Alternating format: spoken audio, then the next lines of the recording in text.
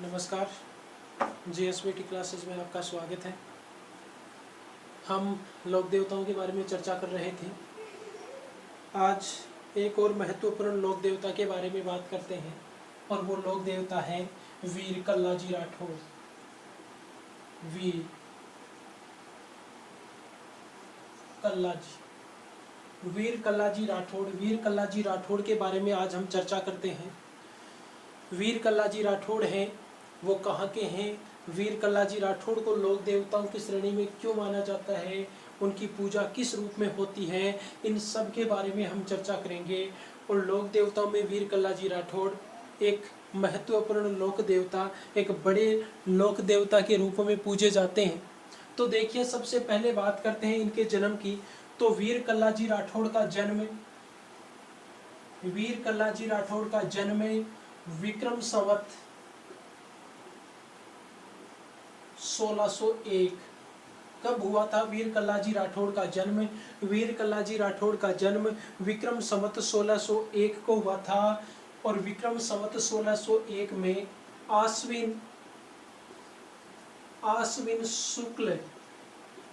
आश्विन महीना शुक्ल पक्ष और शुक्ल पक्ष की अष्टमी, आश्विन मास के शुक्ल पक्ष की अष्टमी को इनका जन्म हुआ था। और वही बात करें ईस्वी सन की, तो ईस्वी सन कौन सा है? ईस्वी सन है 1544। यानी हम कह सकते हैं कि वीर कल्लाजी राठौड़ का जन्म विक्रम संवत 1601 में आश्विन शुक्ल अष्टमी को, या फिर कह सकते हैं कि 1544 को इनका जन्म हुआ था। इनका जन्म स्थान कौन सा है? तो देखिए, इनका जन्म स्थान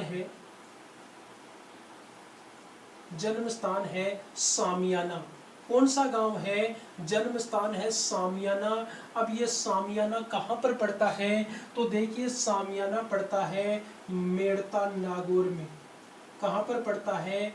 मेड़ता नागौर।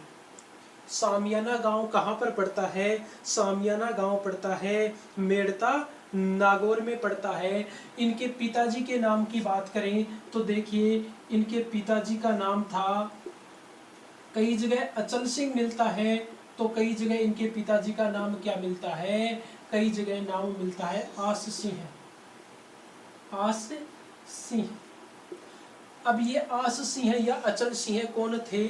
तो आस सिंह या अचल सिंह, बात करें आस सिंह या अचल सिंह, तो आस सिंह या अचल सिंह है ये जेमल राठौड़। कौन? जेमल राठौड़ के भाई थे। जेमल राठौड़ कौन सा जेमल राठौड़? वही जेमल राठौड़ जो अकबर के आक्रमण के समय ये चित्तौड़गढ़ का किला जो था, चित्तौड़गढ़ था, उसमें अकबर की सेना से युद्ध करते हैं। जो उदय सिंह की, मेवाड़ के शासक थे उदय सिंह। कौन? उदय सिंह। और उदय सिंह के सेनापति थे कौन? जेमल राठौड़। जेमल और फत्ता सिसोदिया और जेमल राठौड़ जो अकबर के उदय सिंह के सेनापति थे, मेवाड़ की सेना के सेनापति थे, ये वही जेमल राठौड़ है। और जेमल राठौड़ के भाई कौन थे? आस सिंह या अचल सिंह। और इसी अचल सिंह या आस सिंह के पुत्र कौन थे? वीर कल्लाजी राठौड़, इन्हीं के पुत्र थे। कहा यह जाता है कि जेमल राठौड़ के पैर में गोली लगती है। वो पूरा का पूरा घटनाक्रम हम आगे देखेंगे। ये जो वीर कल्लाजी राठौड़ हैं, वो मीराबाई के भतीजे, कृष्ण भक्त उपासिका, कृष्ण की सबसे बड़ी भक्त मीराबाई, और मीराबाई के भतीजे थे कौन? वीर कल्लाजी राठौड़ है वो मीराबाई के भतीजे थे, मीरा के भतीजे थे। और मीरा कहाँ की थी? मेड़ता नागौर की ही मीरा थी। अब देखिए, बात यह है कि ये क्यों प्रसिद्ध हुए, किस प्रकार से प्रसिद्ध हुए, लोक देवताओं के रूप में इनको क्यों पूजा जाने लगा। तो इसके पीछे का जो घटनाक्रम ये है कि इनके जो ताऊ जी थे, वीर कल्लाजी राठौड़ हैं वो जेमल राठौड़ के भतीजे थे। किसके भतीजे थे? जेमल राठौड़ के भतीजे थे। और जेमल राठौड़ हैं वो मेवाड़िया कह सकते हैं कि चित्तौड़गढ़,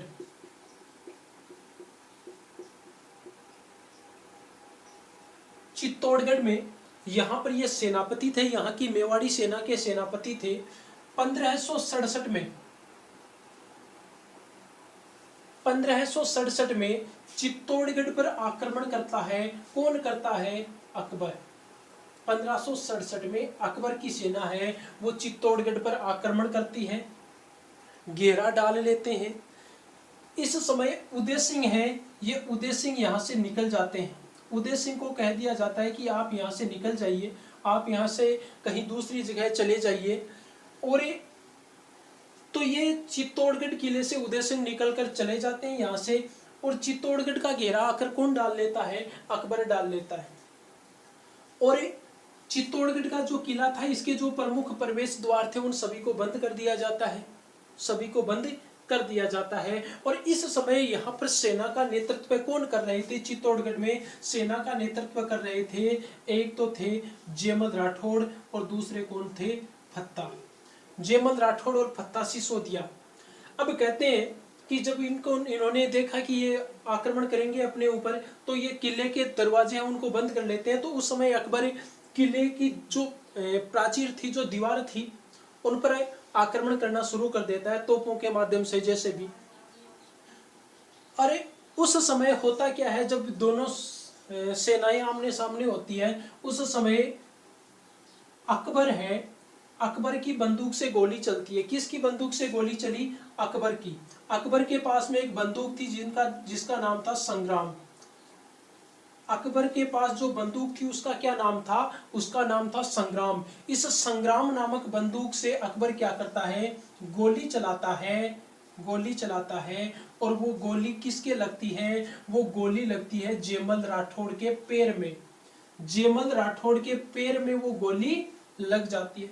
जैसे ही जेमल राठौड़ के पैर में गोली लगती है तो उनसे चला नहीं जाता है।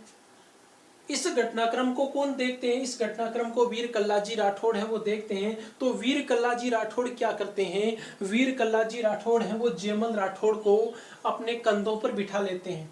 क्या करते हैं? अपने कंधों पर बिठा लेते हैं। अब जब कंधों पर बिठा लेते हैं तो मुगल सेना है वो देखती है कि ये तो इस प्रकार का क्या हो गया कि एक साथ चार हाथों में तलवारें, दो हाथों में तलवार कल्लाजी राठौड़ के पास और दो हाथों में तलवार किसके? जेमल राठौड़ के। तो एक साथ चार तलवारें और एक साथ दो सिर, दो सिर और चार हाथ।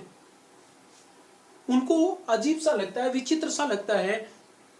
और उसी समय उनके मन में थोड़ा भय भी होता है कि देखो देखो क्या हो रहा है, चार हाथों वाला व्यक्ति है वो एक लड़ रहा है। यहाँ पर एक व्यक्ति के एक साथ चार हाथ चल रहे हैं और चार हाथ उनके एक साथ चलते हैं, इसीलिए उनका एक उपनाम भी चलता है। क्या उपनाम चलता है? चार हाथों वाला देवता। चार हाथों वाला देवता। और चार हाथों वाला देवता किसको कहा जाता है? चार हाथों वाला देवता कहा जाता है कल्लाजी राठौड़ को। तो चार हाथ एक साथ चलते हैं इसलिए इनको चार हाथों वाला देवता कहा जाता है। तो अपने चाचा है जेमल राठौड़, उनको अपने कंधों पर बिठा लेते हैं। कंधों पर बिठाकर क्या करते हैं? युद्ध करते हैं और मुगल सेना में मारकाट मचाते हैं। मुगल सेना में मारकाट मचाते हैं।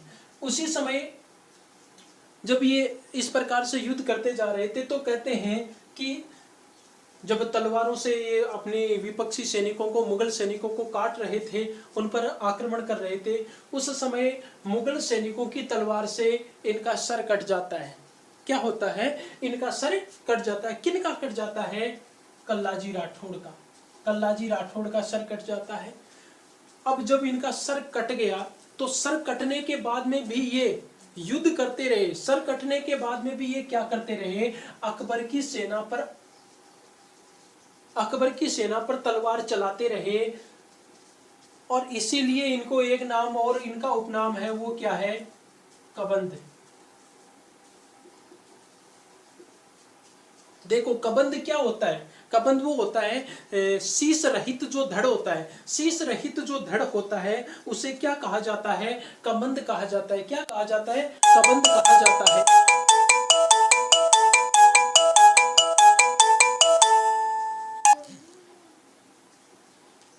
शीश रहित जो धड़ होता है उसे क्या कहा जाता है, कबंध कहा जाता है। और इसी नाम पर उनका उपनाम चलता है क्या, कमधज।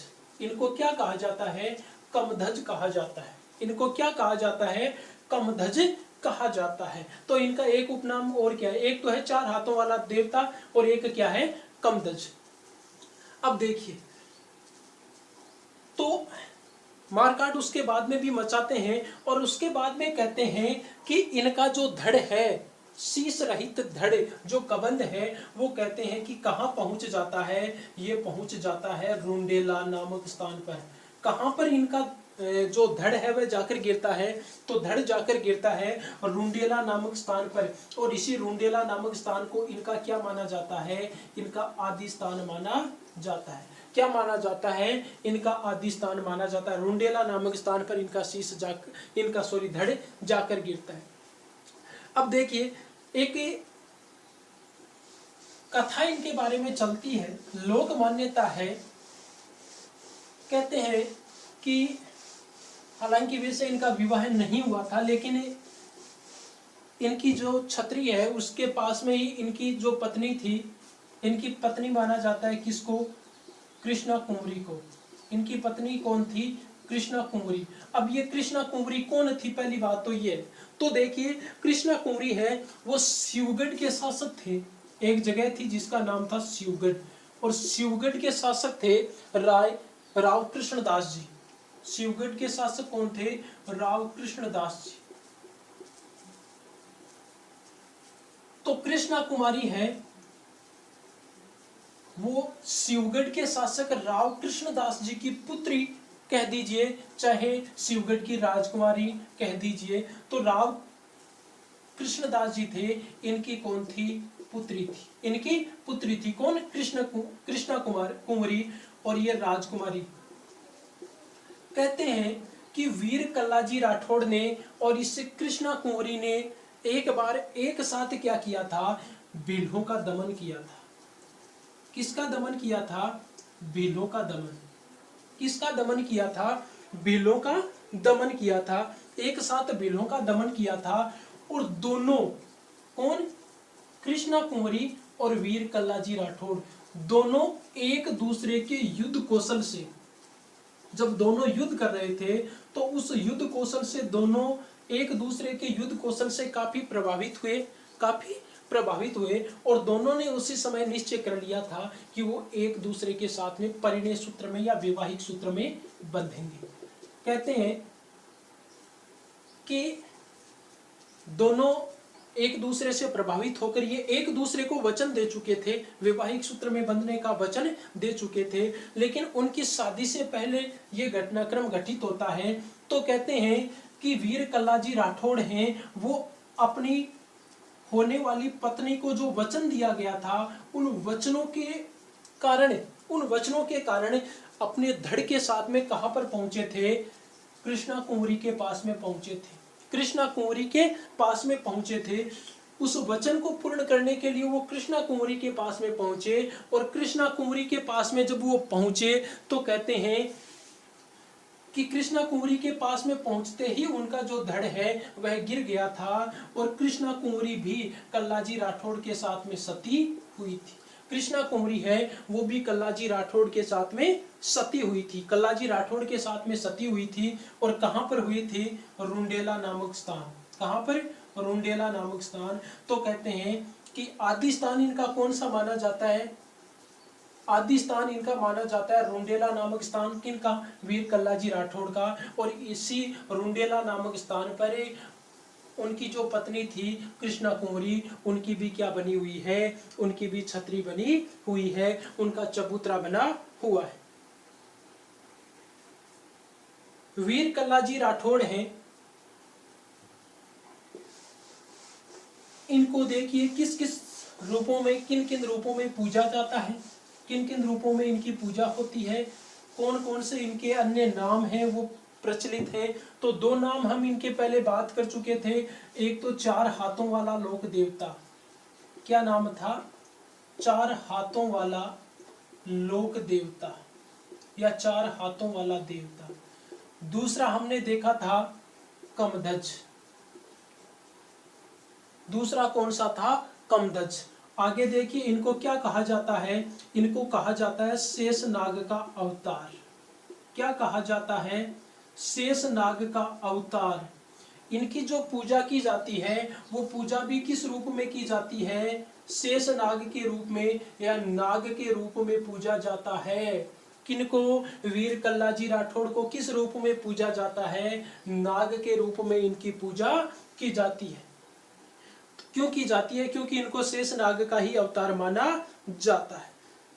उसके बाद में देखिए इनको कहा जाता है अस्त्र शस्त्र,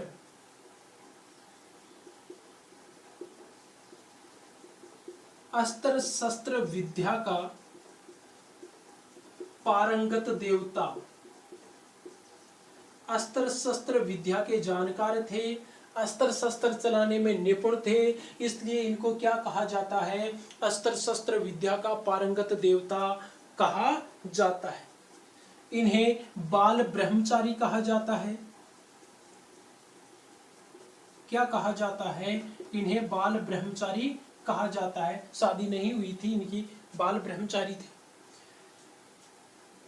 तो ये इनके उपनाम चलते हैं, इन नामों से इनको जाना जाता है। 4 हाथों वाला लोक देवता, कमधज शेषनाग का अवतार, अस्त्र शस्त्र विद्या का पारंगत देवता और बाल ब्रह्मचारी। इनकी पूजा किस रूप में करते हैं? नाग के रूप में, शेषनाग के रूप में इनकी पूजा करते हैं। इनके गुरु हैं, इनके गुरु का नाम योगी भैरवनाथ। इनके गुरु कौन थे? इनके गुरु थे योगी भैरवनाथ। योगी भैरवनाथ इनके गुरु थे। अब देखिए कौन कौन इनको पूजते हैं। इनका मेला कब भरता है? तो देखो सबसे पहले बात करें इनके मेले की, तो इनका मेला, इनका जन्म कब हुआ था? आश्विन शुक्ल अष्टमी। इनका जन्म कब हुआ था? आश्विन शुक्ल अष्टमी इनका जन्म हुआ था। तो उसी आश्विन महीने में, कब? उसी आश्विन महीने में शुक्ल पक्ष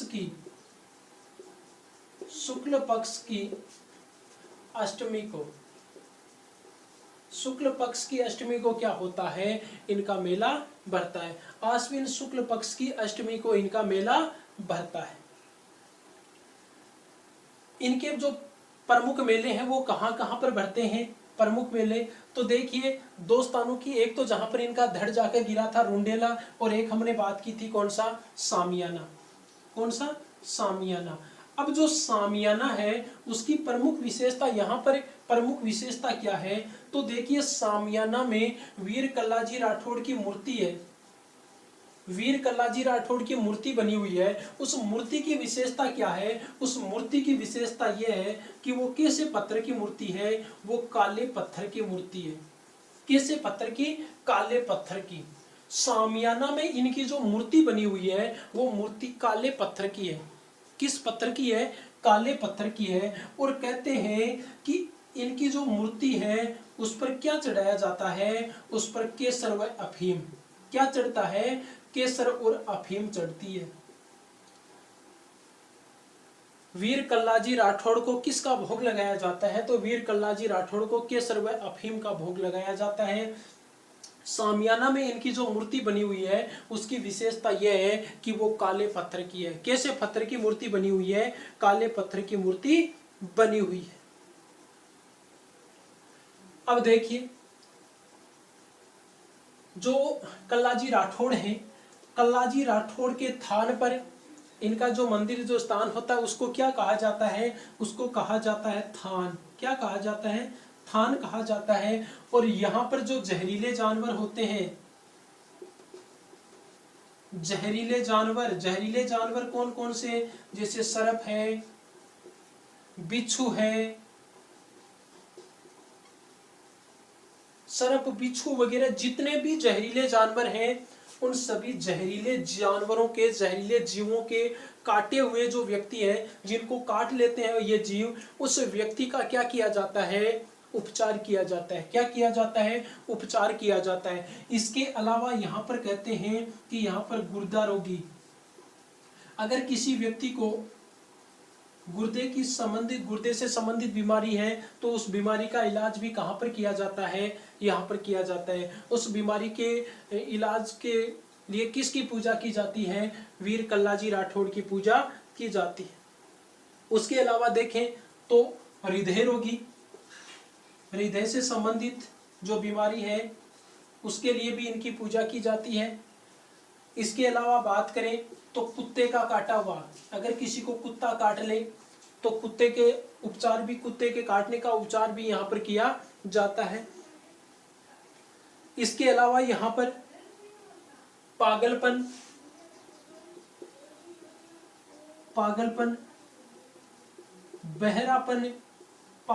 बहरापन इनका भी उपचार किया जाता है।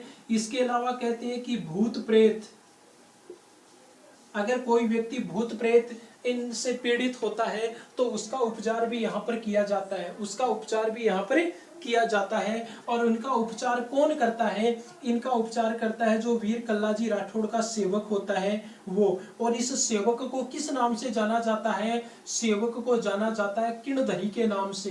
किस नाम से जाना जाता है? सेवक को किणधरी के नाम से जाना जाता है। और ये किणधरी उपचार किससे करता है?